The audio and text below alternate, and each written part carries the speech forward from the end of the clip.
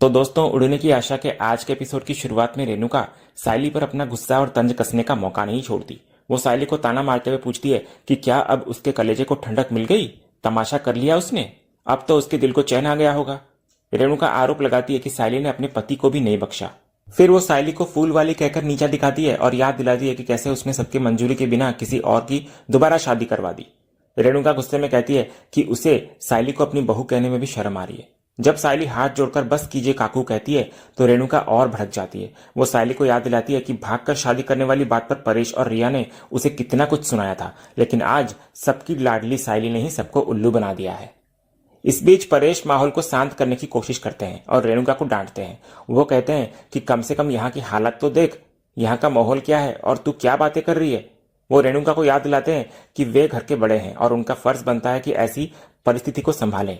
लेकिन रेणुका उनकी एक नहीं सुनती। वो पलटवार करती है कि परेश हमेशा उसे ही चुप कराते हैं। रेणुका बड़ी बेरुखी से कह देती है कि वैसे भी ये रायता उसके घर का नहीं है, इसलिए वो फटे में हाथ क्यों डाले। तो परेश हार मानकर उससे विनती करते हैं कि अगर वो मदद नहीं कर सकती तो मत करे, लेकिन भगवान के लिए अपना मुंह बंद रखे। फिर इधर बहस के बाद परेश स्थिति को संभालने की कोशिश करते हैं और शोभा से कहते हैं कि जो हुआ सो हुआ, अब शादी की रस्में पूरी कर लेनी चाहिए। लेकिन शोभा, जो सचिन की बहुत इज्जत करती है, एक बड़ा फैसला लेती है। वो शादी कराने से साफ इनकार करती हुई नजर आती है। शोभा स्पष्ट कर देती है कि अगर उनके जमाई बाबू इस शादी का हिस्सा नहीं होंगे और खुश नहीं होंगे तो वो अपनी बेटी की शादी नहीं होने देगी। दूसरी तरफ सचिन सायली के धोखे से पूरी तरह टूट चुका होता है। वो अपना गम भुलाने के लिए एक बार में बैठा नजर आता है। नशे की हालत में वो एक अजीब हरकत करता है। वो शराब का एक गिलास अपने सिर पर बैलेंस करता है और 2 गिलास अपने दोनों हाथों में पकड़ता है। पहले वो हाथों वाले गिलास पीता है और अंत में सिर पर रखा गिलास भी पी जाता है। उसका ये अंदाज उसके गहरे दर्द और हताशा को बयां करता है। दूसरी तरफ दिलीप परेशान होकर सचिन को लगातार फोन कर रहा होता है, लेकिन सचिन फोन नहीं उठाता।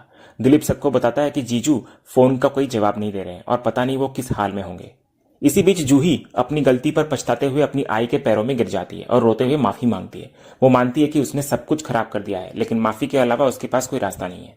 शोभा गुस्से में जूही को ढकेल देती है और उसको फटकारती है कि उसने सिर्फ अपने बारे में सोचा और परिवार की कदर नहीं की। शोभा को डर होता है कि जूही की इस गलती की वजह से सायली की शादीशुदा जिंदगी बर्बाद हो सकती है। फिर जब सायली इधर अपनी सफाई देने की कोशिश करती है तो शोभा का गुस्सा उस पर भी फूट पड़ता है। शोभा कहती है कि सायली की गलती जूही से भी बड़ी है। घर की बड़ी बेटी होने के नाते उसे इतना बड़ा फैसला अकेले लेने का कोई हक नहीं था। शोभा याद दिलाती है कि जमाई बाबू हमेशा उनके सुख दुख में साथ खड़े रहे और सायली ने उनका ही भरोसा तोड़ दिया। इधर दिलीप भी सायली को समझाता है कि अगर वो थोड़ा सब्र करती तो जीजू वैसे भी शादी के लिए मान ही गए थे। तो सायली इस पर बताती है कि अरुण की आई उसके लिए रिश्ते देख रही थी और सचिन भी जूही की शादी कहीं और कराने की बात कर रहा था, जिससे जूही डर गई थी और मजबूरन सायली को यह कदम उठाना पड़ा। तभी शोभा अपनी चिंता जाहिर करती है कि उसे हमेशा डर लगा रहता था कि कहीं जमाई बाबू का भरोसा ना टूट जाए, और आज वही हुआ। फिर वो जूही को इस सब का जिम्मेदार ठहराती हुई नजर आती है। इधर सायली अपनी गलती मानती है और अपनी आई को शांत करती है। वो कसम खाती है कि उसने सचिन का भरोसा तोड़ा है, इसलिए अब वही उसे मनाकर वापस लाएगी। जूही भी इधर अपनी गलती सुधारने के लिए साथ चलने की जिद करती है। दिलीप भी साथ जाने को तैयार होता है, लेकिन सायली उसे आई का ख्याल रखने के लिए वहीं रोक देती है। फिर वो अपनी आई को भरोसा दिलाती है कि वो सब कुछ ठीक कर देगी। इसके बाद सायली अनीश को फोन लगाती है ताकि सचिन का पता चल सके। अगले सीन में अनीश उस बार में पहुंचता है जहां सचिन शराब पी रहा होता है। अनीश उसे रोकने की कोशिश करता है और तमाशा न करने की सलाह देता है, लेकिन सचिन, जो गहरे सदमे में होता है, कहता है कि वो अपनी समस्याओं और दुख का जश्न मना रहा है। इसी बीच परेश का 11वीं बार फोन आता है तो अनीश सचिन से बात करने की विनती करता है, लेकिन सचिन फोन नहीं उठाता। वह फोन की स्क्रीन को देखकर भावुक हो जाता है और अपना दर्द बयां करता है कि सिर्फ उसके बाबा और आजी ही उसको समझते थे। उसे लगा था कि सायली भी उसे समझेगी क्योंकि वो उसके बाबा की पसंद थी, लेकिन सायली ने उसका भरोसा तोड़कर उसे गहरा धोखा दिया। तभी इतने में सायली और जूही वहां पहुंच जाती है। उन्हें देखते ही सचिन का गुस्सा और बढ़ जाता है। वो अनीश से कहता है कि सायली यहाँ उसकी बच्ची कुची इज्जत नीलाम करने आई है। फिर सचिन वहां बैठे लोगों के सामने तमाशा खड़ा कर देता है और सायली का परिचय अपनी बाइकों के रूप में देते हुए कहता है कि अब यहाँ असली मनोरंजन होगा। वो सायली को जलील करते हुए दोबारा शराब पीने लगता है। इधर हालात बिगड़ते देख अनीश सायली को समझाता है कि सचिन अभी बात करने की हालत में नहीं है तो बात का बतंगड़ बन जाएगा, इसलिए उनका वहां से जाना ही बेहतर होगा। दूसरी तरफ शादी के वेन्यू पर तेजस इसे किसी फिल्म का अंत बताकर घर चलने की बात करता है तो परेश उसे पत्थर दिल होने के लिए डांटते हैं, लेकिन तेजस पर इसका कोई असर नहीं होता। वहीं रोशनी इस पूरे घटनाक्रम का विश्लेषण करती है। वो कहती है कि सायली भी कम चालाक नहीं है। वो सबके सामने सीधी सादी सती सावित्री बनती फिरती है, लेकिन पीठ पीछे उसने अपनी बहन की शादी भी करवा दी और किसी को खबर तक नहीं होने दी। तेजस भी इस बात पर मजा लेते हुए कहता है कि सचिन उसे हमेशा गोचीबाज कहता था, अब देखना होगा कि वो अपनी बाइकों को क्या कहेगा। दूसरी तरफ इधर रिया और आकाश भी इस स्थिति पर चर्चा करते हुए नजर आते हैं। रिया को इधर लगता है कि उसने कोर्ट मैरिज का सुझाव दिया था, शायद इसलिए ये सब हुआ, लेकिन आकाश उसे सही बात समझाता है। वो कहता है कि शादी होना समस्या नहीं है, असली समस्या यह है कि यह शादी पहले ही हो चुकी थी और साइली ने यह बात जानते हुए भी सचिन से छुपाई, जबकि सचिन इस बारे में पूरी तरह अनजान था। इसके बाद शादी के वेन्यू पर रेणुका एक बार फिर तमाशा खड़ा कर देती है। वो साइली के परिवार पर ताना मारती है कि ये लोग हमेशा कुछ न कुछ ड्रामा करके सबका मनोरंजन करते रहते हैं। वो अरुण की आई को भी भड़काने की कोशिश करती है कि उन्होंने गलत परिवार से रिश्ता जोड़ा और अभी भी वक्त है, वे पीछे हट सकती हैं। तभी इधर परेश तुरंत बीच बचाव करते हैं और रेणुका को चुप कराते हैं। वो अरुण की आई को भी समझाते हैं कि बच्चों का तरीका गलत हो सकता है, लेकिन उनका इरादा गलत नहीं था, डर की वजह से उन्होंने ऐसा कदम उठाया। फिर परेश भरोसे के साथ कहते हैं कि साइली का परिवार बहुत सीधा साधा और सुलझा हुआ है, जिससे रिश्ता जोड़ने पर उन्हें कभी निराशा नहीं होगी।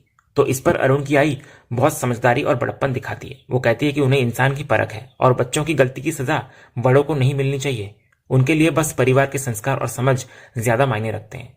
यह सुनकर रेणुका चिढ़ जाती है और ताना मारती है कि अगर उन्होंने गटर में बोरिया बिस्तर डाल ही लिया है तो अब जिंदगी भर सड़ना ही पड़ेगा। दूसरी तरफ बार में मौजूद लोग दुल्हन जूही और साइली को देखकर मजाक उड़ाने लगते हैं कि शादी छोड़कर लोग बार में दारू पीने आ गए हैं, अब फुल ऑन ड्रामा होगा। तभी अनीश उन लोगों को चुप कराता है। इधर साइली सचिन को मनाने की कोशिश करती है और घर चलने की जिद करती है, क्योंकि सब उसका इंतजार कर रहे हैं। लेकिन सचिन पूरी तरह नशे में और गुस्से में होता है। वो साइली को जलील करता है कि उसे इन ढकोसलों से कोई मतलब नहीं है। वो कहता है कि जब उन्होंने उसकी नहीं सुनी तो वो उनकी क्यों सुने। इसके बाद सचिन अपने दर्द को बयां करते हुए खुद को गधा कहता है। वो याद करता है कि कैसे उसने शादी के लिए जी तोड़ मेहनत की, मैनेजर से डिस्काउंट के लिए गिड़गिड़ाया और हॉल बुक किया। उसे लगता है कि अब सब उस पर हंस रहे होंगे। साइली इधर अपनी गलती मानती है और रोते हुए माफी मांगती है। वो सचिन को हाथ जोड़कर विनती करती है कि वो घर चले और अधूरे काम को पूरा करे, क्योंकि उसके बिना जूही की शादी नहीं होगी। तभी इस पर सचिन साइली और जूही दोनों की हर विनती को ठुकरा देता है। वो साफ कहता है कि कोर्ट मैरिज तो पहले ही हो चुकी है, तो अब जो कुछ भी हो रहा है वो सिर्फ पब्लिक ड्रामा है। वो साइली से कहता है कि वो जाकर अपना ड्रामा निपटा ले, जबकि वो बार में बैठकर अपनी शराब पिएगा। जब जूही हाथ जोड़कर माफी मांगती है और कहती है कि सचिन के बिना वो शादी नहीं करेगी, तो सचिन कड़वे शब्दों में याद दिलाता है कि कोर्ट में दस्तखत करते समय उसे अपने जीजा की याद क्यों नहीं आई। तभी अनीश इधर साइली को बताता है कि सचिन लगातार एक के बाद एक पैक पिए जा रहा है और हालत बिगड़ती जा रही है। तो इधर नशे में चूर सचिन खुद को ही जज मान लेता है। वो एक नया पैक बनाता है और उसे अपनी धोखेबाज बाइकों के नाम करता है। दूसरा पैक वो अपनी साली जूही के नाम पीता है, जिसने उसे अंधेरे में रखा, और तीसरा वो खुद के नाम पी जाता है, जिसे वो दुनिया का सबसे बड़ा बेवकूफ मानता है। इधर साइली फिर भी हार नहीं मानती। वो हाथ जोड़कर बार बार सचिन से माफी मांगती है और कहती है कि उसके बिना जूही की शादी रुकी हुई है, लेकिन सचिन टस से मस नहीं होता।